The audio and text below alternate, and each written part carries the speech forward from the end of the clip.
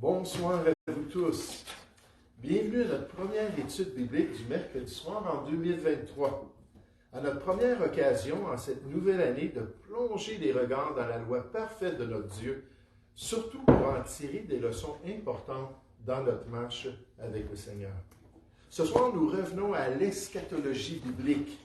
Nous revenons à la prophétie de la parole de Dieu quant au temps de la fin, à la Bible qui regorge de contenu prophétique dont une grande partie a à faire avec les derniers temps. En fait, 27% des Écritures abordent l'aspect prédictif du plan de Dieu. Et environ la moitié de ces prédictions pointent vers ce que le Seigneur prépare pour l'avenir de l'humanité, pour la génération qui va vivre ces temps de la fin. Considérons ensemble ce soir une des prophéties qui aborde la question des fléaux expérimentés par la dernière génération des hommes sous la domination du malin. Les fléaux que les êtres humains dans l'empire des derniers temps vont expérimenter. Cherchons ensemble le livre de l'Apocalypse au chapitre 9. Le livre de l'Apocalypse au chapitre 9 et considérons la clé qui déclenchera l'enfer sur terre. La clé qui déclenchera l'enfer sur terre. Cette clé qui déclenchera un des 21 fléaux de la tribulation, un des 21 jugements de Dieu sur l'homme. Apocalypse chapitre 9, à partir du verset 1 jusqu'au verset 12, alors qu'on décrit ce fameux fléau qui va frapper l'être humain. Apocalypse chapitre 9, à partir du verset 1. Le cinquième ange sonna de la trompette. Si vous vous rappelez la séquence des fléaux à travers la tribulation, on a premièrement les 7 sceaux. Puis ensuite, on a les 7 trompettes et les 7 coupes. Puis là, on a déjà les 7 sceaux qui sont passés. On a 4 des trompettes qui ont déjà été sonnées. On est rendu à la 5e trompette. Puis ensuite, il y aura 2 autres trompettes. Puis en plus, des 7 coupes. On dit, le cinquième ange sonna de la trompette. Et je vis une étoile qui était tombée du ciel sur la terre. La clé du puits de l'abîme lui fut donnée. Et elle ouvrit le puits de l'abîme.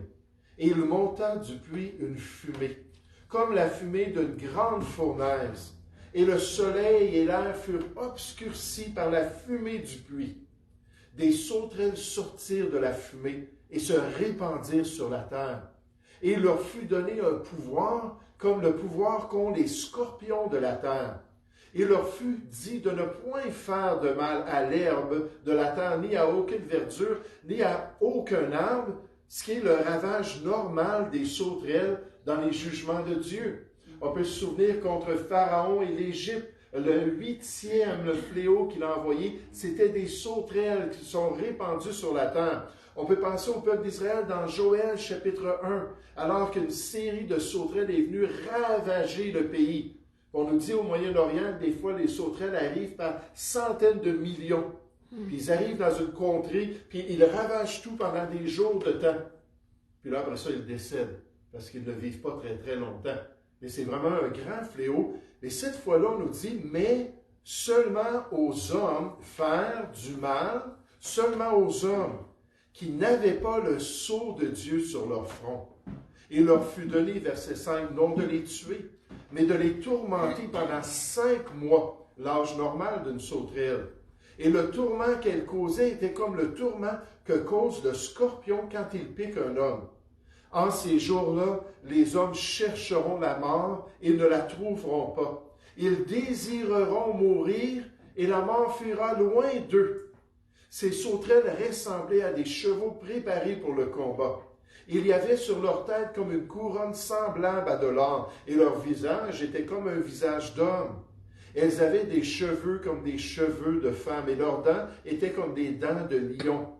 Elles avaient des cuirasses comme des cuirasses de femmes, et le bruit de leurs ailes était comme un bruit de chars à plusieurs chevaux qui courent au combat. Elles avaient des queues armées de dards, comme les scorpions. Et c'est dans leur queue qu'était le pouvoir de faire du mal aux hommes pendant 5 mois. Elles avaient sur elles comme roi l'ange de l'abîme, nommé en hébreu Abaddon et en grec Apollyon, 2 noms qui signifient le destructeur. Donc, elles avaient comme roi le destructeur parmi ces créatures-là. Le premier malheur est passé. Voici, il vient encore 2 malheurs, les 2 autres trompettes après cela. Cette révélation du livre de l'Apocalypse décrit un fléau qui va s'abattre sur les habitants de ce monde pendant la période de la tribulation biblique. C'est très important de comprendre ce contexte. Par les habitants de ce monde, une expression qui apparaît à 12 reprises en plein milieu de ces 21 fléaux-là, je signifie les gens de ce monde, ceux qui sont du monde et de son système, ceux qui sont attachés, c'est ce que l'expression veut dire, littéralement attachés au monde et à sa tromperie, ceux qui suivent de tout cœur le train de ce monde et l'esprit qui agit dans les fils de la rébellion. Et pour cette génération de rebelles, Dieu décrit des jugements sévères qu'il va envoyer sur eux, et entre autres, celui-ci dans le chapitre 9 du livre de l'Apocalypse. Lorsque des créatures angéliques maléfiques vont être envoyées à travers les nations pour tourmenter ces habitants du monde dans les derniers temps. Maintenant, alors qu'on considère cette prophétie, alors qu'on regarde ce grand fléau qui va durer 5 mois, on peut se poser la question, mais qu'est-ce qu'on peut apprendre de cela? Qu'est-ce qu'on peut retenir? Quelles leçons pouvons-nous saisir de cette révélation particulière? Toute écriture est inspirée de Dieu et utile, alors quelle est son application pour le chrétien? J'aimerais vous suggérer 3 choses ce soir qu'on peut voir dans ce passage biblique. On peut comprendre premièrement par cette prophétie que Dieu est souverain pendant la tribulation. Que Dieu est souverain pendant la tribulation. Il est au contrôle de toutes choses, même durant ces temps d'affliction des hommes.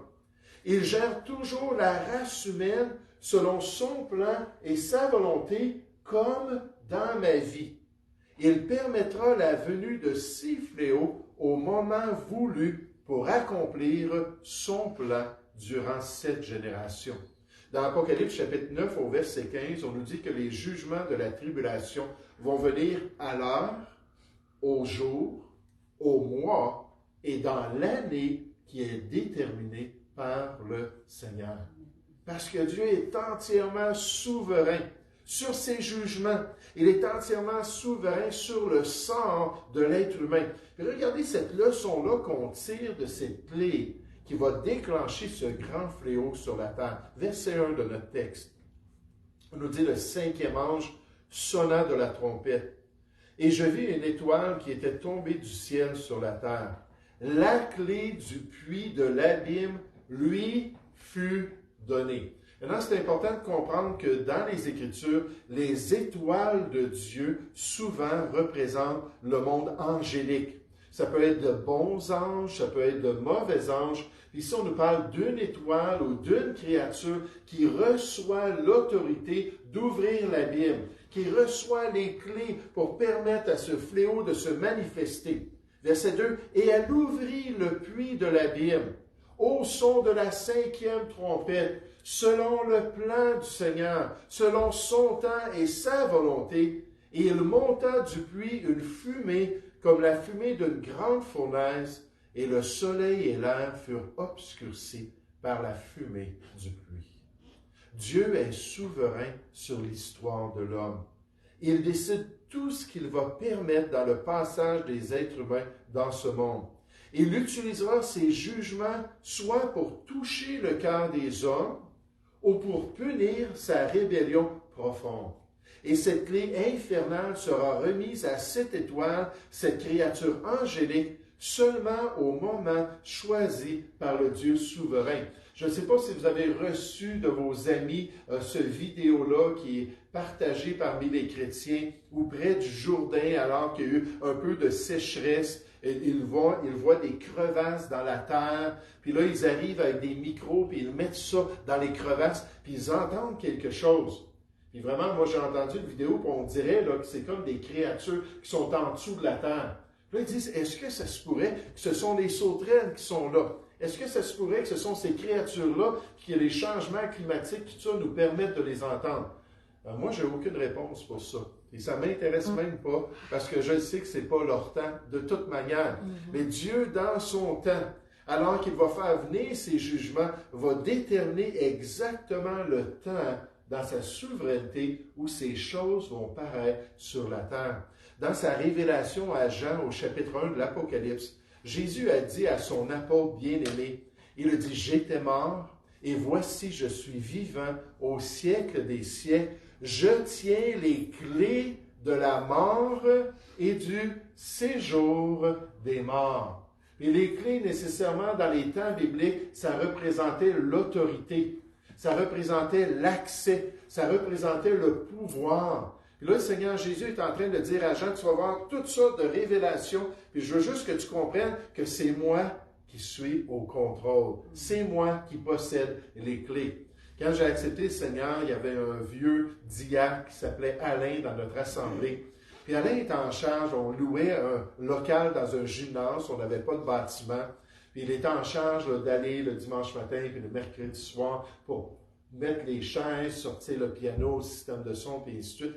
Puis là, quand il arrivait, j'ai offert de...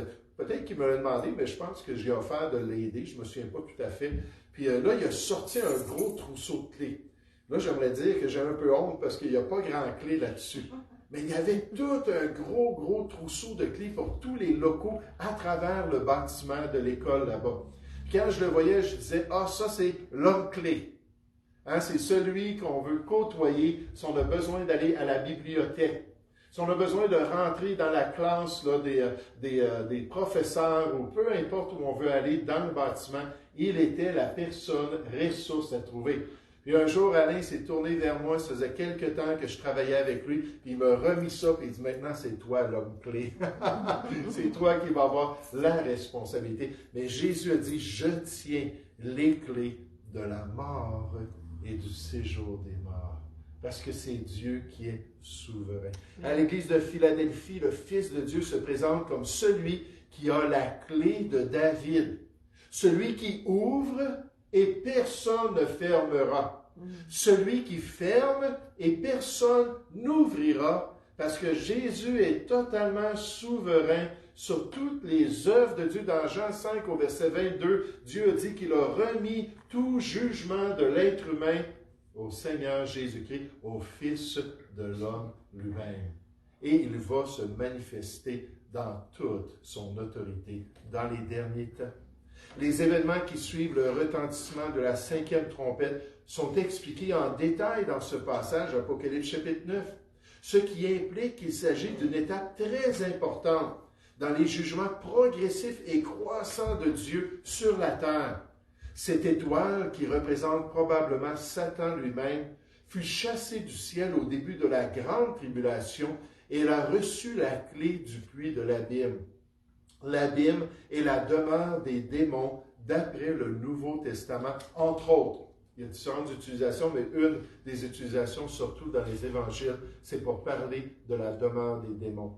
Satan sera confiné lui-même pendant 1000 ans dans l'abîme, pendant le règne de Christ sur la terre. Apocalypse chapitre 20, versets 1 à 3. Ici, l'étoile, où Satan utilise sa clé pour permettre aux démons de l'abîme de sortir et d'affliger les habitants du monde. Visuellement, cet événement était représenté comme une grande fumée obscurcissant le ciel et le soleil. De la fumée sortirent des créatures appelées sauterelles, dotées du dard mortel des scorpions. Alors qu'elles étaient inoffensives pour la végétation naturelle et les arbres, elles piquaient les personnes qui n'avaient pas le sceau de Dieu sur leur front. Apocalypse chapitre 7 au verset 3. On nous présente les serviteurs de Dieu qui ont reçu le sceau de Dieu, donc ceux qui ne connaissaient pas Dieu. L'image de ce fléau est celle de la puissance surnaturelle de Satan et du monde démoniaque, en particulier en ce qui concerne les non-croyants. Bien que Satan soit parfois dépeint comme un ange de lumière, ici Satan et ses démons sont vus pour ce qu'ils sont réellement, des destructeurs de l'humanité.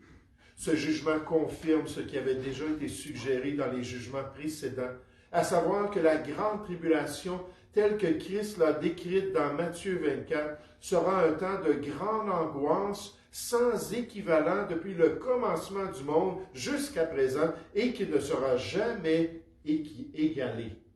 Alors que ces créatures-là vont manifester un jugement terrible sur la race humaine. Les docteurs Walvoord et Zuck. Et Dieu sera au contrôle même pendant cette terrible période de tribulation parmi les nations. Là, je pensais au jugement de Dieu dans le passé. Ça, c'est encore à venir, mais dans le passé, on a eu des grands jugements, comme le déluge universel à l'époque de Noé. Le psalmiste se dit dans le psaume 29 au verset 10, « L'Éternel était sur son trône lors du déluge. L'Éternel sur son trône règne éternellement. » Puis de la même manière que Dieu a géré ce déluge universel qui a détruit toute cette génération dans le passé, il permettra de même à un ange d'ouvrir la porte à des créatures démoniaques qui vont venir tourmenter les hommes sur la terre pour le jour de la colère et de la manifestation du juste jugement de Dieu. Romains 2, au verset 5. Et effectivement, quand on regarde ce passage-là, une des choses qui ressort, c'est que Dieu va juger l'être humain. Dieu va ultimement juger l'homme selon ses œuvres. Dieu est patient. Dieu est lent à la colère et riche en bonté. Dieu a prouvé son amour envers l'homme en ce que lorsqu'il était encore pécheur, Christ est même mort pour lui. Mais si l'homme refuse de se repentir, comme les textes prophétiques nous le présentent, alors Dieu va venir qu'à le juger. Il va envoyer son jugement sur les hommes méchants des derniers temps. Dans Apocalypse 15, au verset 1, on affirme que la période de la tribulation sera la manifestation de la colère de Dieu contre l'humanité. La colère de Dieu dans un temps d'apostasie. La colère de Dieu où les gens vont avoir les cœurs fermés au plan de Dieu, vont résister à la volonté de Dieu, parce que Romains 1, 18 nous dit que la colère de Dieu doit, à un moment donné, se manifester du ciel contre toute impiété et toute injustice des hommes. Ça, il faut se rappeler de cela. Dans les deux testaments, on nous dit que Dieu est amour, mais on nous présente aussi le fait que Dieu est juste et saint. Il est bon pour l'être humain, mais il n'est pas bonasse. Il va punir en son temps les gens qui sont méchants et impudiques et qui refusent de se repentir. Il va s'assurer qu'ils souffrent à cause de leur entêtement et de leur rébellion contre Dieu. Et là, je pensais à ça, je me suis dit, mais même nous, en tant que chrétiens, il y a différents passages qui nous disent clairement que Dieu peut agir assez drastiquement dans notre vie. Puis en fait, on nous dit qu'on ne se moque pas de Dieu, Galates 6.7, mais ce qu'on sème, on va venir qu'à le récolter. Et Dieu peut envoyer des châtiments, Dieu peut envoyer une condamnation dans notre vie. Il est patient, mais il est aussi sérieux. Il veut qu'on le prenne au sérieux. Maintenant, regardez dans le texte comment on voit ce jugement-là. J'aimerais vous dire, c'est très graphique. C'est vraiment très graphique ce que Dieu nous dit dans le passage. Apocalypse chapitre 9, verset 1, le 5e ange sonna de la trompette, et je vis une étoile qui était tombée du ciel sur la terre. La clé du puits de l'abîme lui fut donnée. Dieu a dit, c'est le temps, c'est le moment, c'est mon jugement. Et elle ouvrit le puits de l'abîme. Et il monta du puits une fumée comme la fumée d'une grande fournaise. Et le soleil et l'air furent obscurcis par la fumée du puits. Des sauterelles sortirent de la fumée et se répandirent sur la terre. Et il leur fut donné un pouvoir, remarquez encore, il leur fut donné un pouvoir, comme le pouvoir, la capacité qu'ont les scorpions de la terre. Il leur fut dit de ne point faire de mal à l'herbe de la terre, ni à aucune verdure, ni à aucun arbre, mais seulement aux hommes qui n'avaient pas le sceau de Dieu sur leur front. Il leur fut donné non pas de les tuer, mais de les tourmenter. Maintenant, ce verbe-là, ici, ça parle d'une torture, un tourment, une affliction douloureuse de la chair qui était donnée par des tortionnaires, surtout dans les prisons.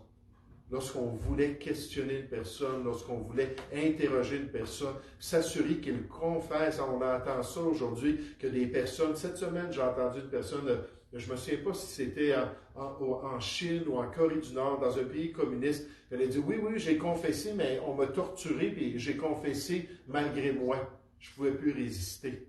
Puis là, on leur donnait la question par la souffrance, n'est-ce pas? Puis là, on parle de ces créatures-là qui vont venir tourmenter les hommes pendant 5 mois. 5 mois terribles, 5 mois vraiment atroces. Et le tourment qu'elle causait était comme le tourment que cause le scorpion. Je reviens là-dessus dans un instant, quand il pique un homme. En ces jours-là, les hommes chercheront la mort et ne la trouveront pas. Ils désireront mourir et la mort fuira loin d'eux. Un auteur nous dit, Dieu voulait faire tomber sur le monde méchant des jugements et des calamités si épouvantables que les hommes expérimenteraient une affliction au-delà de toutes les autres afflictions qui sont décrites jusqu'à présent, au point qu'ils désireraient même mourir plutôt que de l'expérimenter. Fuir la mort est une grande misère, mais la voir nous fuir et ne pas pouvoir la trouver est une misère bien plus grande. Dieu peut tellement embarrasser la vie par des afflictions et des souffrances que ceux qui redoutent la mort peuvent pourtant désirer mourir, non pas pour un bien quelconque qu'ils voient dans la mort, mais seulement pour se débarrasser des ennuis de cette vie. Ça, c'est une réaction du cœur de l'homme, n'est-ce pas? C'est très délicat comme sujet en ce moment avec tout ce qui se vit, mais c'est une réaction que le cœur de l'homme peut avoir. On nous dit, en ce jour-là, les hommes chercheront la mort et ne la trouveront pas. William Burkitt. Remarquez encore ce qu'on nous dit au verset 10. Elles avaient des queues armées de dards, comme les scorpions, et c'est dans leur queue qu'était le pouvoir de faire du mal, de torturer les hommes pendant 5 mois. Le docteur Shaw donne la description suivante de la douleur qui venait d'une piqûre de scorpion, telle que décrite par le médecin grec Dioscoride au 1er siècle. Il a vécu à la même époque là, que Jean, puis il a décrit l'expérience de ses patients lorsqu'ils se faisaient piquer par des scorpions. Il dit, lorsque le scorpion a piqué, l'endroit devient enflammé et durci. Un autre auteur disait, c'est comme si on a une flamme, c'est comme si on a un chalumeau à l'intérieur du corps, puis on sent la brûlure à l'intérieur, on ne peut rien y faire. Il rougit cet endroit-là par tension et est douloureux par intervalles, étant tantôt froid, tantôt brûlant. La douleur s'intensifie bientôt et se déchaîne, tantôt plus, tantôt moins.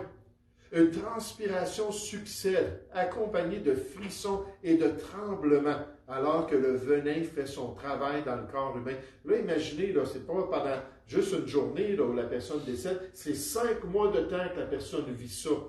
Les extrémités du corps se refroidissent, l'aine se gonfle, les cheveux se hérissent, les membres deviennent pâles et la peau éprouve partout la sensation d'une piqûre perpétuelle, sans cesse, comme par des multitudes d'aiguilles qui rentrent dans le corps. Et Dieu a choisi ce fléau. Il a choisi ce jugement dans sa colère et son courroux pour faire souffrir les êtres humains. Et c'est ce que Dieu va envoyer sur les habitants de la terre. Les habitants qui vont rejeter son évangile pendant cette période. Les habitants qui vont se détourner de tous les évangélistes, qui vont chercher à les amener à la grâce de Dieu durant la tribulation. Le pasteur Wiersbe ajoute cette réalité concernant le cœur de l'homme pendant cette période atroce de jugement. Il dit même une simple lecture d'Apocalypse chapitre 9 révèle l'horrible méchanceté de l'humanité, même au milieu des jugements de Dieu. La chose la plus effrayante à propos d'Apocalypse chapitre 9 n'est pas les jugements que Dieu envoie, mais bien plutôt les péchés des hommes qui persistent à les commettre alors que Dieu même est en train de les juger. Là, c'est là qu'on voit la laideur, n'est-ce pas? Ils refusèrent de se repentir. Ils refusèrent de se repentir, qu'on dit dans le même passage, concernant l'idolâtrie, concernant leur adoration des démons, concernant leur meurtre et leur débauche et leur consommation de stupéfiants qu'ils vont prendre. Ils vont refuser malgré tout ce que Dieu est en train de faire dans leur vie. Mais ce qui m'encourage à travers tout cela, c'est le fait, dernièrement, que Dieu va être quand même miséricordieux. Dieu sera miséricordieux pour ceux qui vont se repentir, pour ceux et celles qui se laisseront toucher par ses fléaux, par son message de paix et sa promesse de pardon, pour ceux et celles qui seront sauvés durant la période de la tribulation. Et ici, dans le chapitre 9, on ne voit pas ce résultat-là. Mais dans les autres passages prophétiques, comme le chapitre 7, on voit clairement qu'il va y avoir une grande récolte pendant la tribulation. Cherchez Apocalypse chapitre 7. Apocalypse chapitre 7, à partir du verset 9. Apocalypse chapitre 7, au verset 9. Après cela, je regardai, et voici, il y avait une grande foule, que personne ne pouvait compter, de toute nation, de toute tribu, de tout peuple et de toute langue. Ils se tenaient devant le trône et devant l'agneau, revêtus de robes blanches, qui sont les robes qui vont être données à ceux qui sont justes, ceux qui ont été sauvés, et des palmes dans leurs mains. Et ils criaient d'une voix forte, quelle joie, quelle passion pour le Seigneur en disant, « Le salut est à notre Dieu, qui est assis sur le trône et à l'agneau. » Et tous les anges se tenaient autour du trône, des vieillards et des 4 êtres vivants. Ils se prosternèrent sur leurs faces devant le trône et ils adorèrent Dieu en disant, « Amen, je suis d'accord. La louange, la gloire, la sagesse, l'action de grâce, l'honneur, la puissance et la force, quelle unité, quelle harmonie dans la gloire, soit à notre Dieu, au siècle des siècles. Amen. » Et l'un des vieillards prit la parole et me dit, « Ceux qui sont revêtus de robes blanches, qui sont-ils et d'où sont-ils venus? » Je lui dis, « Mon Seigneur, tu le sais. » Et il me dit, « Ce sont ceux qui viennent de la grande tribulation. » Alors que Dieu est en train d'envoyer ses 21 fléaux, alors qu'il est en train de manifester sa colère contre l'humanité, pendant cette période atroce de l'histoire humaine, une période totalement supérieure à toutes les périodes dans son intensité et dans la douleur que vont expérimenter les êtres humains, pendant ce temps-là, voici ce que Dieu va faire. Ils ont lavé leurs robes et les ont blanchis dans le sang de l'agneau. C'est pour cela qu'ils sont devant le trône de Dieu et le servent jour et nuit dans son temple. Celui qui est assis sur son trône dressera sa tente sur eux. Ils n'auront plus faim, ils n'auront plus soif. Le soleil ni aucune chaleur ne les frapperont plus. Car l'agneau qui est au milieu d'eux, du trône, les paîtra et les conduira aux sources des eaux de la vie. Et Dieu essuiera toute larme de leurs yeux. Parce que Dieu est toujours miséricordieux. Dieu ne se réjouit point de la perte du méchant. Il désire qu'il se repente et se tourne vers lui pour qu'il puisse recevoir ce pardon extraordinaire qui se trouve en Jésus-Christ.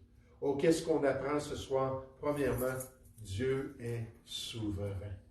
C'est lui qui détermine les temps. C'est lui qui détermine les moments.